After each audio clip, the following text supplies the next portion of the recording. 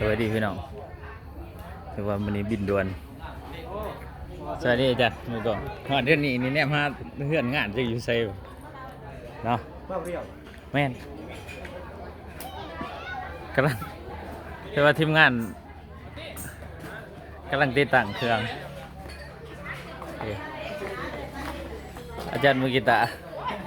ลินอยู่บ้านเพื่อนวันนี้เนาะวันไหนมาค่านี่เขาก็เลยมา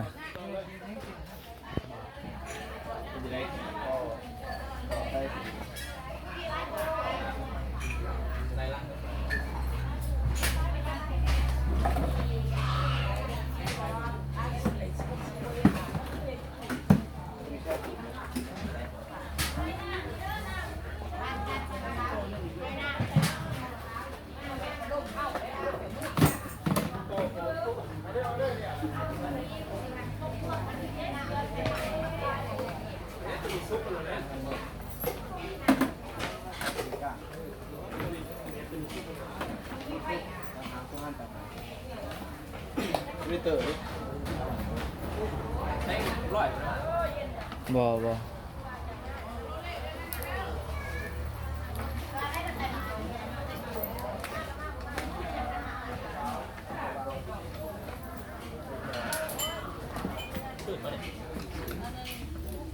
ตัวห้านั่นติดบ่อเกียรติ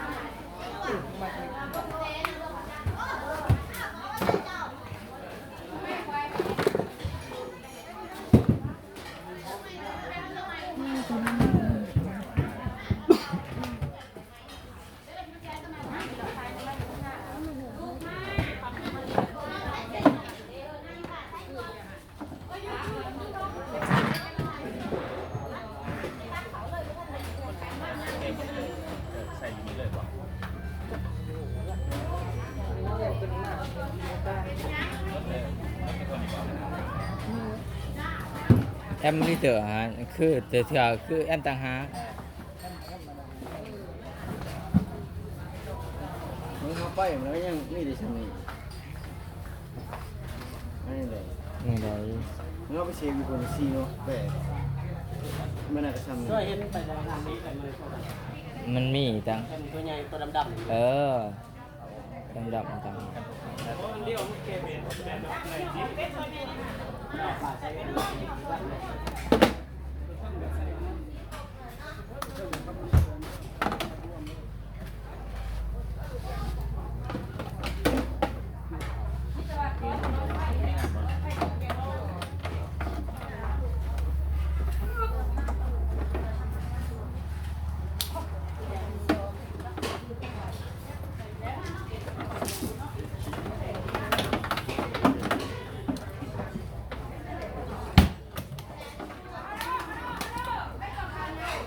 โทรศัพท์โทรห้าเนี่ย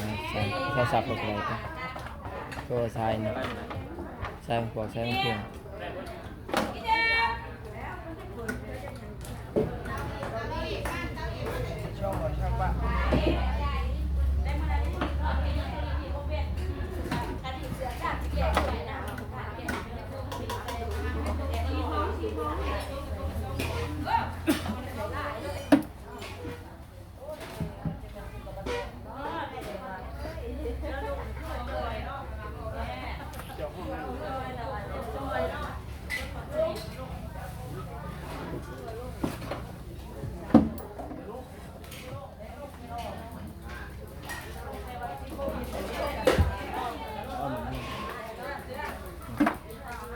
เรื่องห้องช่องขางแล้วมันบริตี้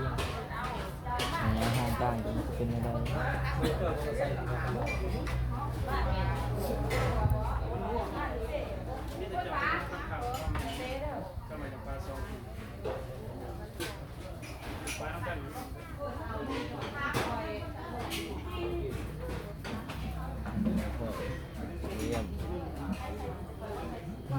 มีแอปมันเตอร์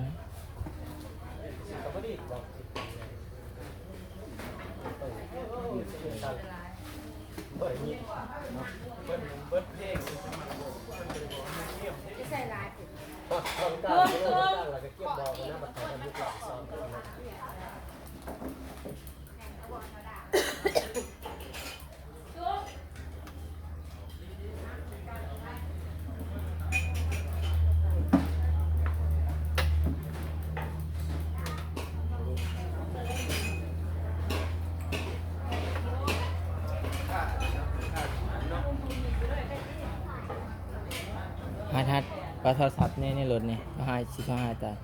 ตายปักเสียมากมันไปเสียบนี่พอกัน เชื่อเรื่องนี่แหละก็ไม่เชื่อเรื่องมาไม่ที่พอไม่พอไอ้อันนี้ด่าอันนี้เต็มวงนี่ เสียบจะเส้นนี่ นี่เหี้ยกัน ก็อยู่คานั้นดิ ไอ้ คานั้นดิ อันนี้ปากเรือ พวกเรื่อง นี่ก็ได้ปังเรือ พวกเรื่องแป้งแล้วบอกว่าปักเสียมตัดหรือเปล่า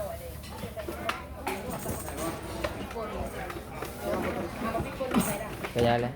อันนี้ปักเรื่องว่าเนี่ยปักเสียบปักไล่ๆหนึ่งไอ้ตายจับเอาเบิดนับแต่กระดาษนะ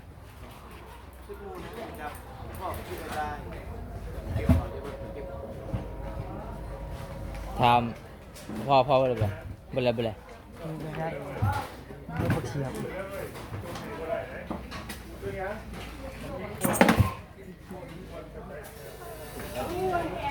ฮะ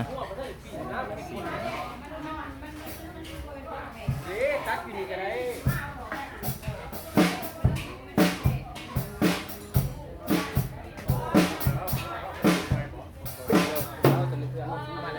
เขาเหรอวะนี่มันก็ของยังหมดที่ใกล้มากไร จะใกล้มากเอามาแต่เพื่อนได้แบบเอาเขามาเป็นช่องเลย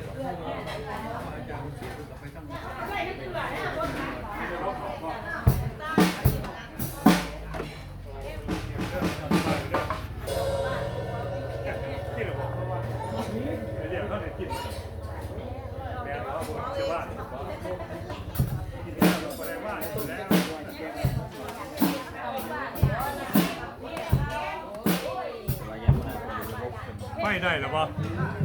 ไม่ได้หรอวะเอาหน่อยเส้นเด้อก่อนที่เก่าเปอร์เซ็นต์ที่ภาพของรายการเลย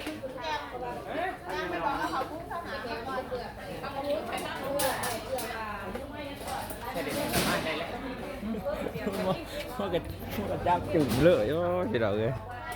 อ่ะโอเคต่อสายก่อนจะหน่อยเด้อ